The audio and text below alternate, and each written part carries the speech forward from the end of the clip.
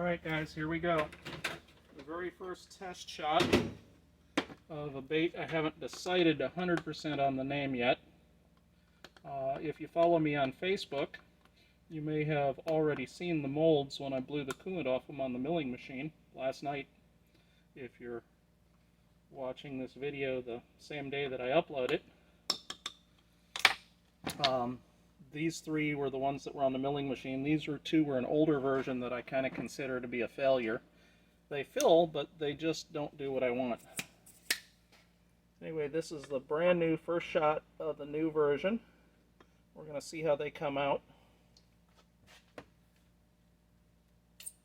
Ooh, sounds like I got an air bubble in that one. Maybe, or maybe that's just the air just going out of the mold.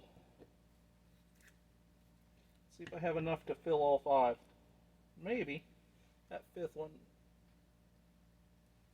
Okay, let's get these topped off. They're not a huge bait, but they are a fairly thick body, so they're going to draw plastic for a little while.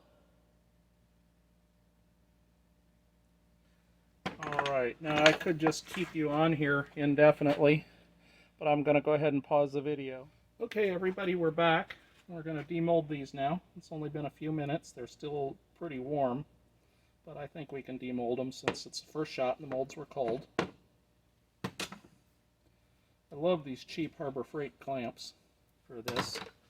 We're going to demold this fifth one first that was of the old style. And if you remember from a few minutes ago, or maybe a few seconds ago from your perspective, nope, it actually filled pretty good. And I don't know if you can see it on camera or not, but this claw dented right here.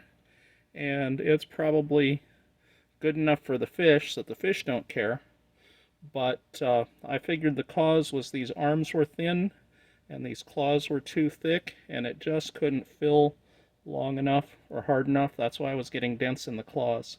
And then they just didn't have the action I wanted. I was hoping for a little more action on the claws on the fall. And to be honest, I've caught plenty of fish on baits with no action. I mean, literally no action. A lot less than this, for sure. But I was hoping for a little better. Sure think, you know, obviously it'd have action if you're working it. But I'm probably not going to offer this version for sale. I may offer these two on my scratch and dent section on my website, if anybody wants them. Here's the other one.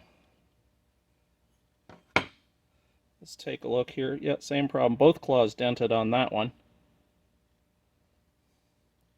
Again, the fish don't care, but fishermen care. And actually, fishermen probably don't care that much. The biggest ones that I found that get worked up about that sort of thing are bait makers. Now, these have got thicker arms and thinner claws, and I've reversed the direction of the claws so they'll catch more water.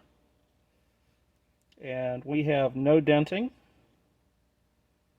And we have a nicely filled body. That's a very good first shot for a bait. But if you look at that, you'll see that this little Z shape, I'm going to call these Z claws, the part that catches water is to the outside instead of to the inside. The ones that I did earlier were to the inside, and they were a little less pronounced. I'm thinking that these are certainly going to catch a lot more water on the fall. And even if this part does tear off, now mind you, this is thicker than a regular grub tail. A regular grub tail is usually around 70 thousandths for like a 5-inch grub, and these are 100 thousandths thick. Also, there's a slight web here and here to reduce likelihood of what I call hardpoint tearing between the arm and the body. But anyway, even if this part does tear off, you still have a nice claw.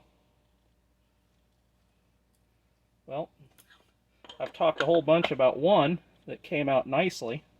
Let's see if the other two came out as nicely. That's going to be real embarrassing. All right. take a look here. Claws look good. Body looks good. I think these molds are going to be up for regular sale on the website by tonight.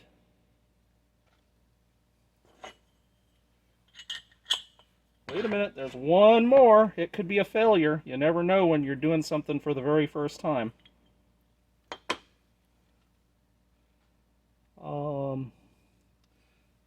Claws look good. Body looks good. Oh, and for anybody who wants to know what the size of these are, they're right about 4.5 inches.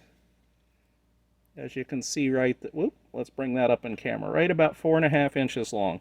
It's probably about the most popular size for a Texas rig craw creature type bait. I haven't decided for sure what the name of these is going to be yet. I really like this spiral finish pattern that I did on them. And I really like the Z-Claw design on them. So I might call them the Z-Claw Spyro or something silly like that. Anyway, let me know what you think. Whatever name I put them on the website, I could always change it if I think your name is better.